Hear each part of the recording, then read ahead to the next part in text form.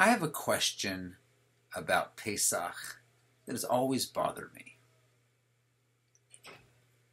At the end of the story part of the Haggadah, the Magid, we read, a person today has an obligation to feel like you yourself left Egypt, left Mitzrayim.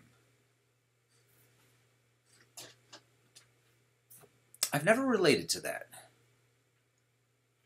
Even when the story is told dramatically, emotionally, I can relate to it. I can feel emotionally connected to it. I can suspend my disbelief and pretend I'm in the story.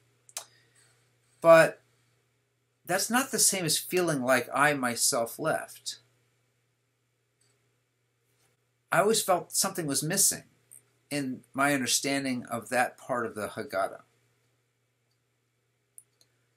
But I heard the following understanding that has changed my understanding of that part of the Haggadah that I'd like to share with you. Leaving Egypt, leaving Mitzrayim, means leaving your materialism, your, what we call in Hebrew, your Yetzer Hara, your inclination towards comfort and laziness and so on. In fact, the word Mitzrayim is etymologically connected to the word Mitzrim, which means borders. You're entrapped in Mitzrayim, you're enslaved there, similar to the way we as eternal souls are trapped in these finite bodies, these bodies which give us our physical desires. These physical desires, this materialism, are the cause of, the famous deadly sins: sloth, greed, envy, and so on. To leave them behind means to escape them, to become free of them, means to latch on to goodness, to latch on to ethics, morality. Now, that feeling of freeing myself from my animalistic or materialistic desires should be every day, right? It's not just the Passover Seder I should feel that. Every day we should want to overcome the materialistic desires of our body and focus on our higher mission in life, our higher purpose.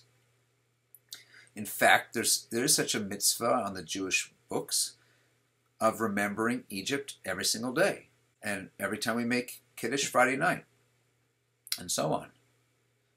So what happens at Pesach when we retell the story of this Exodus, if it's told well, we can renew our desire to be such a person. Not just cognitively to know that that's how I should live my life, but to want to feel that. Now that feeling can only come after you've heard the story. I'm not going to feel the feeling because you tell me I'm supposed to have an obligation to feel it. I'm going to feel the feeling because I just relived the story and I see how God's really running the world.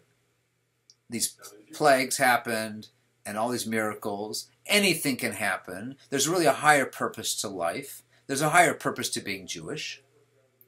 And therefore, if I'm asked to do something that's uncomfortable, do some mitzvah like not speak Lashon Hara, like give tzedakah,